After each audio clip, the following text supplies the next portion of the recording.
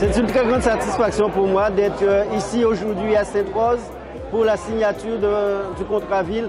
C'est l'occasion pour le département de réaffirmer tout soutien au développement de la solidarité humaine ainsi bien que de la solidarité territoriale et vraiment accompagner le dynamisme de la municipalité et faire en sorte que toutes les forces vives, les associations et autres puissent s'imprégner, puissent s'approprier ce contrat de ville et donner tout son sens et toute sa consistance à ce contrat.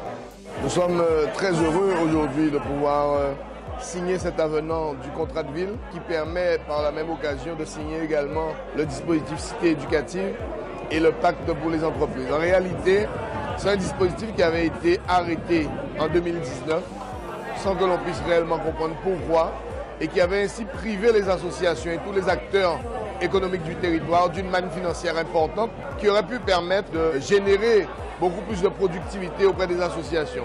Malheureusement, 2 années passées, près de 2 millions de perdus. Aujourd'hui, nous renouons avec ce contrat de ville. C'est une fierté pour notre commune.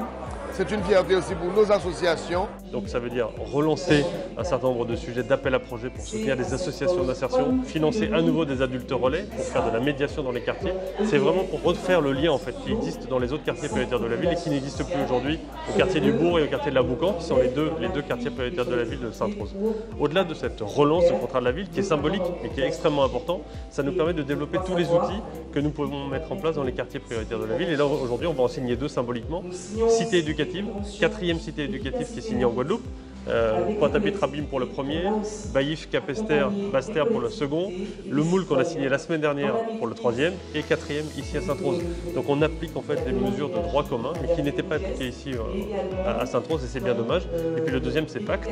Pacte c'est quoi? Ça veut dire qu'on va faire rentrer les entreprises dans les quartiers prioritaires de la ville pour favoriser l'inclusion, le partage avec les jeunes, la découverte de l'entreprise, le recrutement dans ces quartiers prioritaires de la ville avec des aides particulières qui peuvent être en place et puis des achats aussi de ces entreprises qui sont dans ces quartiers. Donc voilà, donc on travaille vraiment sur une cohérence globale de ce projet. Ces nombreux engagements, outils et moyens mis à disposition des publics fragiles du canton de la ville de Sainte-Rose et tout particulièrement des quartiers prioritaires de la ville permettront donc de croire désormais que l'on pourra sur le plan économique, sur le plan social, avec un volet éducatif lié tout particulièrement au label Cité éducative dont bénéficie désormais la ville de Sainte-Rose, pourront permettre que la réussite soit au cœur de tous les quartiers.